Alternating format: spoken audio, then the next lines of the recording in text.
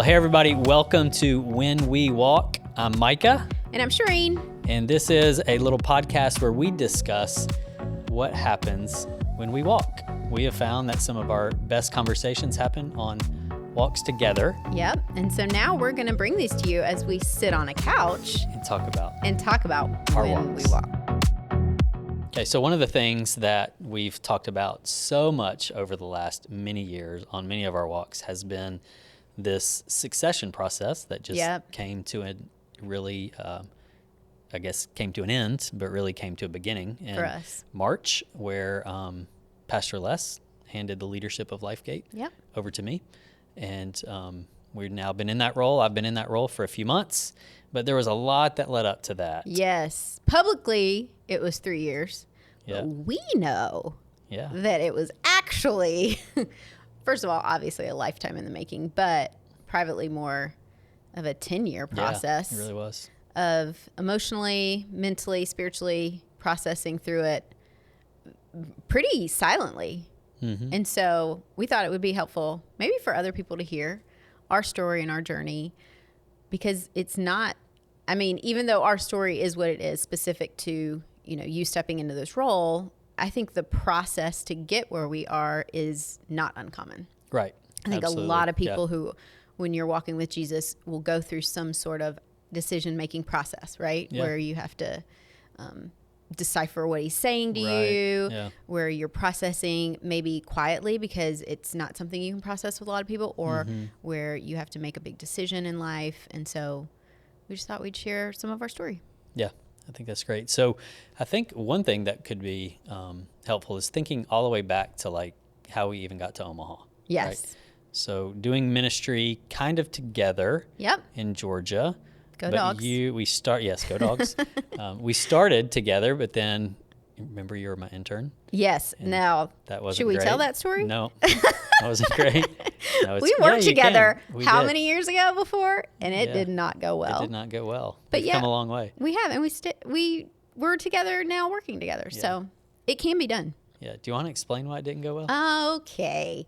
I did not want to preach. Right.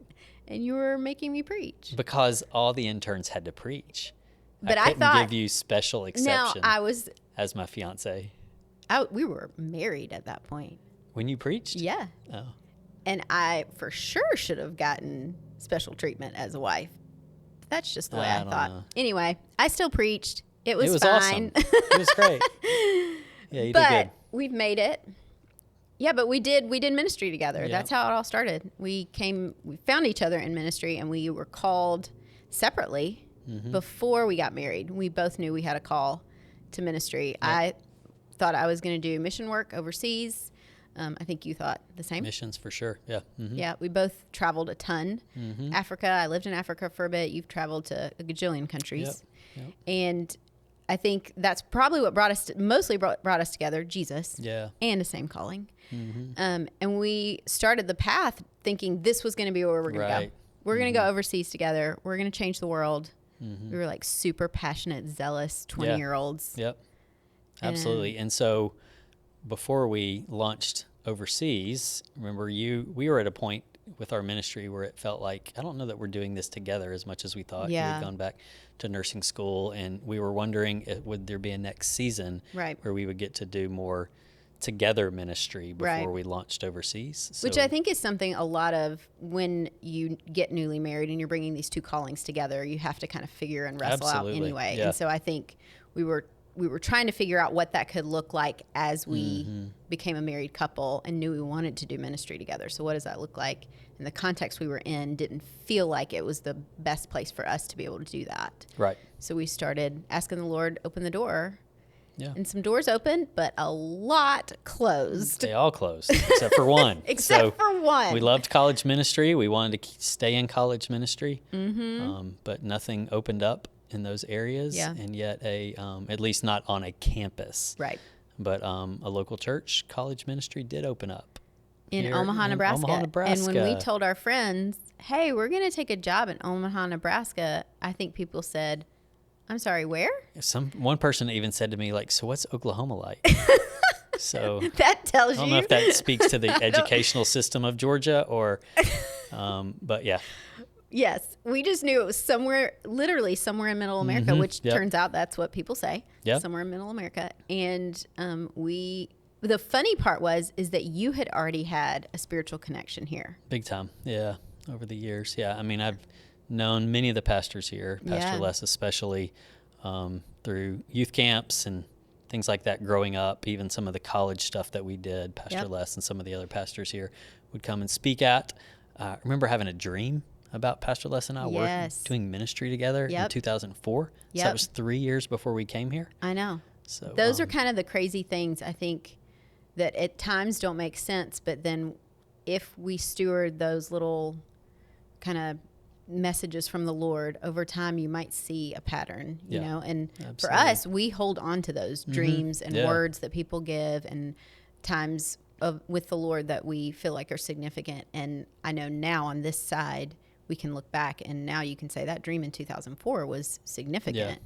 And even further back now, knowing all the connections you had, I mean, the fact that Pastor Les was the one who baptized you, like that's just wild to think about. Yeah, that's cool. And now the turn of events. Yeah, it's really neat. So God writes stories that we can't even begin to understand, which is just mind blowing to me. So once we decided to come here, we come out here. I had just finished nursing school. Right. Graduated. It was a big summer for you. Had a baby. Right. First child. And took my boards, and then 7 weeks later, we moved out here with a 7-week-old. Yeah. Nobody should do something like that. Yeah. We do not recommend that if you are listening. Yeah. Don't do that. And then we got here, and the church was experiencing a split, like a awful rupture. I remember you called me from one of your first meetings, and you said, don't put our packing boxes away. Yeah. We might be on a sinking ship. Oh, yeah. And I remember that conversation. I think I was like, okay, God, we said yes. We moved out here. We don't know anyone. This is all because of you. And then we didn't know what to do next. Yeah, but we sought the Lord. We sought counsel. Yep. We stayed, I guess, committed to what we had said yes to. And over time, there were enough confirmations that we were to stay. I remember when it was like our first trip back home, we were driving. Were we driving back, or I don't know. We were going through Kansas City, and we stopped at IHOP, the International House of Prayer. And I don't remember the word as much as you did. I remember it. But I remember we sat during like a prophetic time, and someone who did not know us at all gave us a word. Yeah, that she said, you've been in a situation where many people have said no, but you've said yes. And because you've said yes, the Lord's going to bless you and your family. And I immediately received that as knowing a lot of people had left the church, some out of anger, but some out of just like, we don't know what's going on here. Right. So we no longer want to be a part of it. So a lot of people had been saying no to the church. I mean, about half the congregation had left at that point. Yeah. But we, at that point, had already said yes. If you remember my weird little story from 2 Samuel 15. Oh, yeah. Where one of David's mighty men named Ittai is going to battle with David. And David says, you can go back. He was actually the foreigner in the group of mighty men. And he says to him, you can go back to your hometown. This isn't your battle.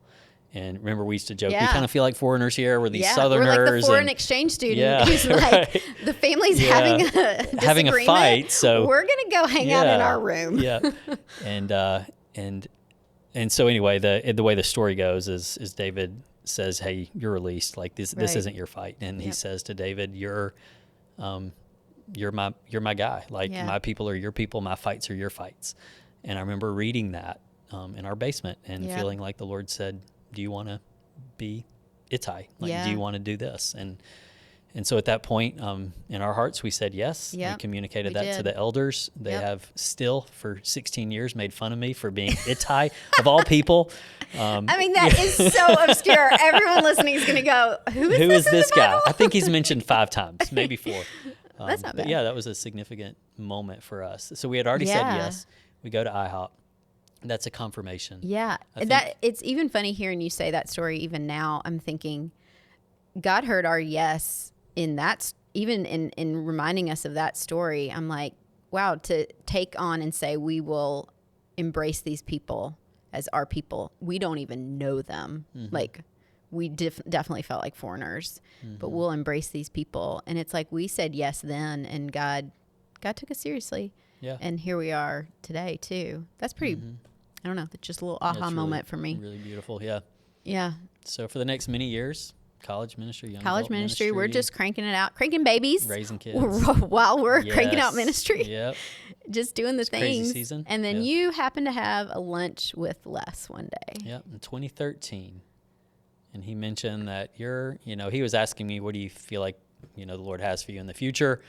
And we were starting to feel like the assignment towards college and young adults was maybe coming to a close. Right, because we had said, we'll commit, let's just see what happens around year 7. You knew you wanted to go back to seminary potentially. I wanted to get back into nursing. Right. So this was year 6. Yep. I just completed year 6. And and we had been doing college and young adult ministry for 12 years at that point. So I remember telling him kind of the things I thought was either, I need a renewed call vision for young adults and college people. I could see us planting a church in kind of like a secular city or something like that. We always had a heart for that. Or go to the nations, which that dream had never died. And he said, what about a fourth option? I'm always thinking about who might be the next lead pastor at Lifegate, and I've got a list of 5 or 6 names, and you're on that list. And I didn't know what to say to that. I had no response. I just kind of sat there in silence. That's not something that we had been shooting for. No, it was never on the radar. So I still remember him saying as we walked out to the parking lot, hey, this is just a thought. This is just an idea. This isn't a plan. Probably don't even mention this to Shireen. It's not even at that level yet. It'd probably be wise not to. And I was like, yes, you're a wise man. Turns out he's wise. Yep, he is. And so that night, we put all the kids to bed, and I just remember it being right around 8 o'clock. And the first thing out of my mouth after the kids went to bed, you'll never guess what Pastor Les said today at lunch. And so then all the way into 2 in the morning. 2 in the morning. I think there were a lot of what? Yes. And tears and oh my goodness and this can't be real. What if? Yeah. Yeah, a lot was unearthed in both of us. And then knowing there's really no one to talk about with this and nowhere to go. And you and Les didn't have many other conversations for years. Just here and there. Yeah. But it was still, so then it became this more. It was just a seed that was planted. Yeah. But it was this internal processing that we had to walk through, really just us and the Lord. Yeah. And looking back, I remember it was so hard. It was so hard. I know for me, I had to keep saying, well, what happens, if this is the route we're going? I thought I was going to get back into nursing. I thought we were going to go to the nations. That dream has been on a shelf collecting dust. So, what do I do with that? What happened to that? Yep. Yeah, what happened to that? We have 4 kids. What does it look like? We've left family. Right. We have no family in Omaha. So what does that look like for our kids growing up? What are we're obviously having to sacrifice something. And and we know walking with Jesus it's constant sacrifice. It's constant surrender. But this was another layer of saying yes. Yeah. And there was also so many wonderful things on the other side potentially as well. So it was this balance or this tension, I guess, of this seems like a cool opportunity. It seems like an amazing opportunity. There are aspects of this that really did align with our hearts to be a part of a church, a local church that is truly shaping, a city or has the potential to shape culture and speak into culture. And these are things we've always been so passionate about. So you had that side of it, and then you had kind of the loss side that we had to process as well. It was the gain and the loss. And I think it would have been great just to get a clear something from God. Here's a dream from the Lord, or a word from someone. Just clear as could be. Yeah. Or we knew in our hearts this was always what we wanted, but it wasn't. Nothing was that clear. Yeah. So it was 6 years of just long conversations. So many. I'm sure you were exhausted many times. Sometimes I'd come home from work oh my gosh, I really hope maybe the Lord's leading us in this direction. I could totally see leading this church. And other days I would come home I don't think I want to. I don't think I could do Can this. I be a banker? That was always your fallback. Yes. Can I be a banker? Lord, can I just be a banker? Can I just do something 9 to 5 and you forget about Clock it? out and come home. Yep. Yeah, that was a hard season. Yeah. And I think, but it stirred intimacy with us and Jesus personally, individually. Yeah. It stirred something intimately for us to connect on and wrestle through together because we weren't processing outside of each other for a very long time. Mm-hmm. And then we started to feel like God started speaking to us. Yeah. We both started having dreams kind of around the same season, I feel like. So that was probably like, 5 to 6 years later? Yeah, somewhere in there. Yeah. Or somewhere in there, we started both having dreams. I had like 3 different dreams about buying houses in Omaha. Yeah. We already had a house. We liked our house. But I think it was more symbolic of rooting and planting family, anchoring somewhere when you have to buy a house, you're like settling in, right? Raising a family. And then you had some really interesting dreams. I had dreams. You had the one about the truck. Oh, yeah. That was significant. That was huge. That threw me off for a long time. But that was really great. Yeah, I forgot about the truck dream. That Mike Ballard, our executive pastor here, put me in a big old truck. Yep. And at first, it was really uncomfortable for me. But you remember we were in Georgia. Yeah. And he brought you the truck, I think, right? It was a birthday party. Yep. And he bought me a big old truck. Is that what you're trying to say? Maybe you should get your truck. That'd be great. But you said in the dream it felt like it was too big for you. Mm-hmm. And like you didn't deserve it or you couldn't drive it. I took it for a spin with BJ. Yeah. And it was not, it was uncomfortable for me. Mm-hmm. And came home and told you, like, I really appreciate the truck, but I'm just not sure I can drive it very well. Yeah. And then we were like, well, maybe if you sold your old car. Oh yeah. It would be. You would get comfortable. Yeah, you would get comfortable driving it. Mm-hmm. Which. Kind of like a sell on the farm type mentality of like, if you go all in. Yep. But we didn't know at the time. It was just like, what do I do with this dream? Right. But I think it was all these things that started to add up closer to when we knew we've got to make a decision. Yeah. And then I think you had a meeting with elders. Yep. Right? Mm-hmm. And how do we get to... I mean, there was the little silent retreat I took in Nebraska City. Oh, yeah. Which for me was a really marking time. That was 2018, the fall of 2018.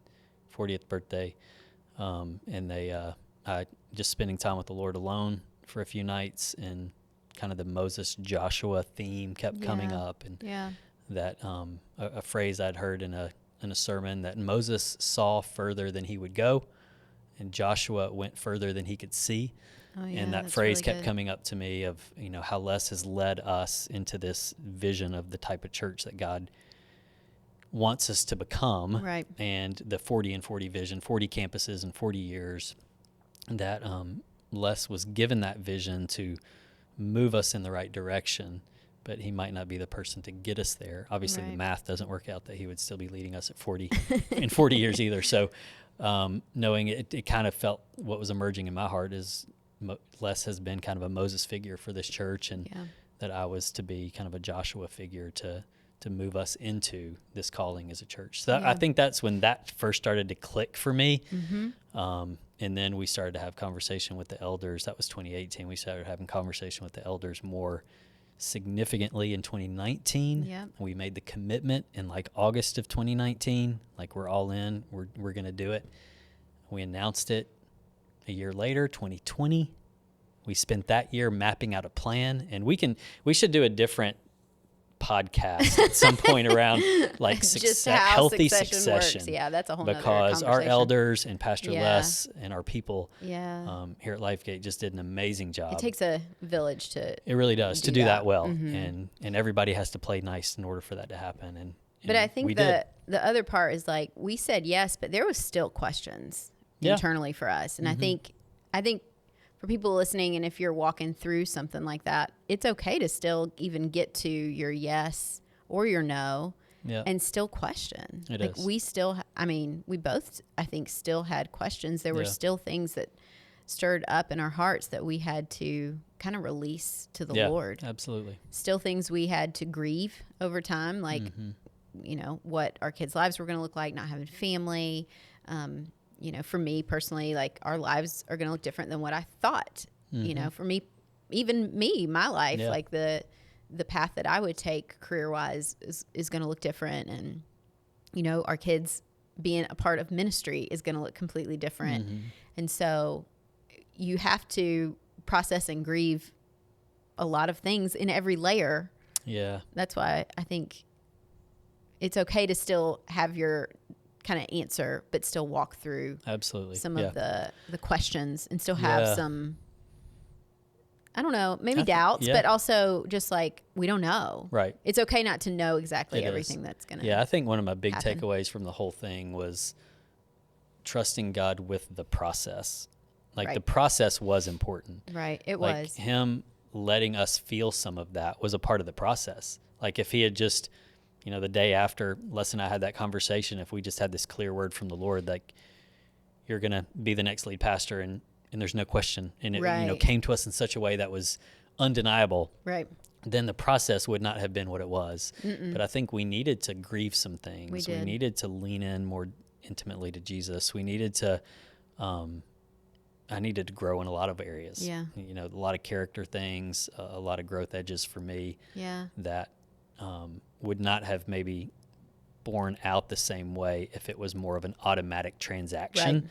But it was a long process. And in that long process, God did some really, really cool stuff. And I still remember once it was announced publicly, it's like everything changed. Yeah. It was just joy. It was excitement. It was like our roots just went into the soil as soon as it was announced publicly. And I have no explanation for why that was the moment. Right. But until it was announced publicly, there was still kind of a little bit of that, like, what if? Yeah, kind of that, like wringing our hands a little bit, like, we are could we go making back to the right Georgia. decision? Did we do? Yeah. There's still other options. I think that goes back to now, in retrospect, you can look back and see your dreams and see the things God did and go, oh, that's what he was saying. And that's what it is. And in the moment, it's hard to remember, or it's hard to know what he's saying. And so I don't know, the process is important. It is. Not rush the process of what God's doing to get you to where you think you should be or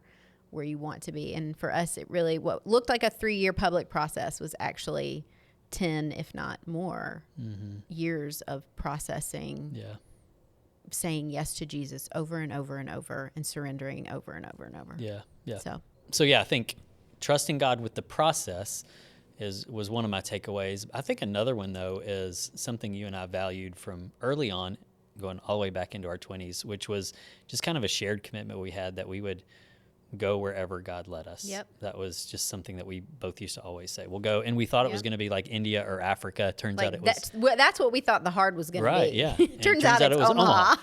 and we've grown to love this place, yes. and it's amazing. And so I think the beauty of like just saying yes along the way. Yeah. Not even knowing what the final destination was, but we said yes to Omaha to be college and young adult pastor. And then when Pastor Les starts a conversation with me, there was yes to being the Midtown campus pastor. There was yes to being the executive pastor. Yep. There was yes to going back to grad school.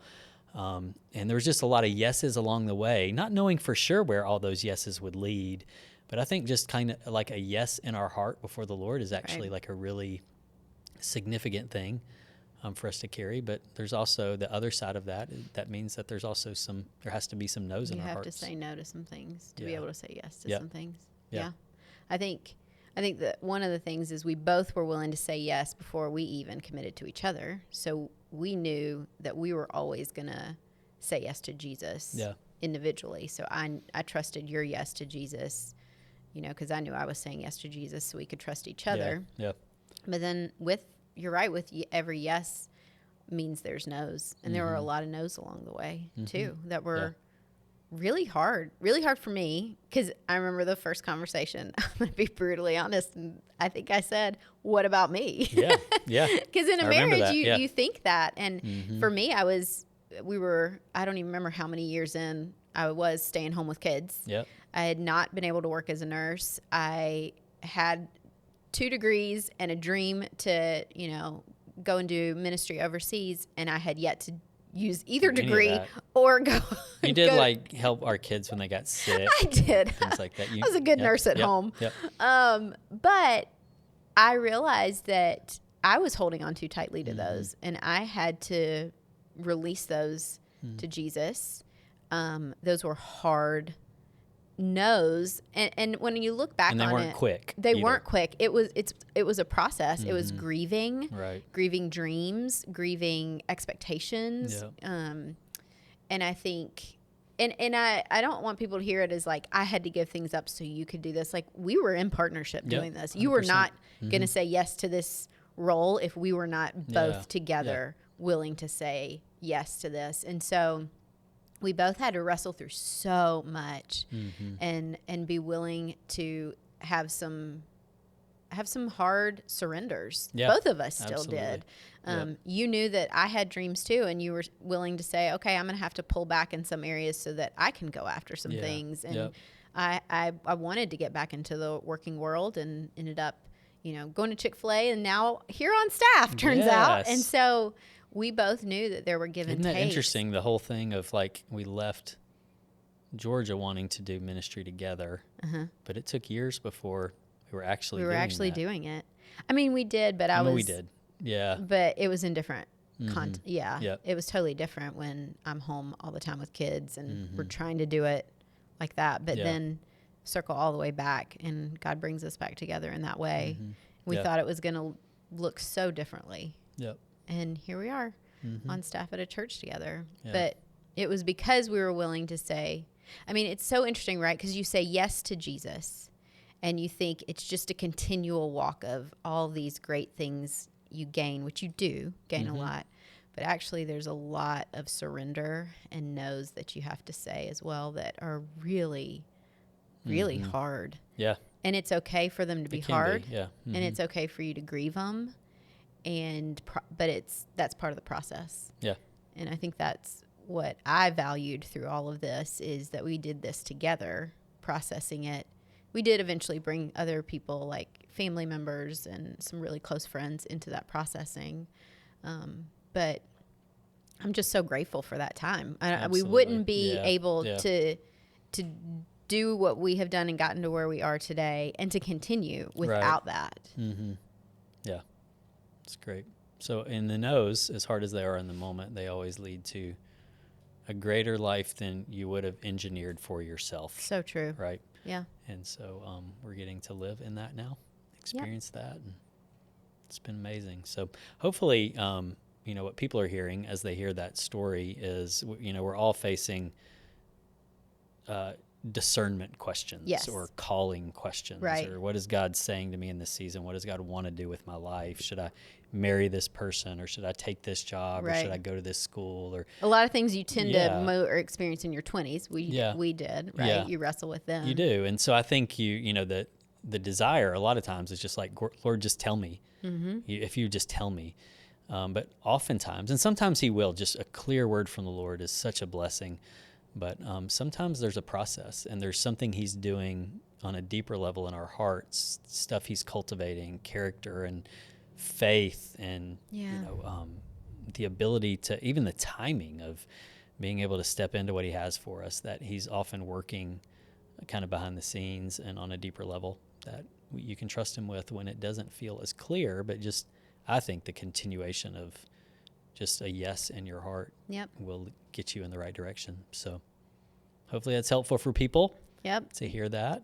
So we are sharing a lot of the conversations that we had on our first few walks. Oh my goodness. For 10 years, we talked about this so much. So much. Yeah. And not even just walking talks. These were late into the night conversations. They were. So you're getting to hear a lot of in-depth conversations that we've had over years and years and years of processing. And hopefully this is helpful to people who are also going through a discernment process, a decision-making process, and to know that also there are dreams that God will plant in your life that you may not see until 20 years later or 30 years, who knows how long. What is the phrase? We love short stories, but God loves writing novels with our lives. Yes. Yeah. And it's so much better when he does it. And you get to look back and see all the little bits of the story along the way. It's pretty cool. Yep.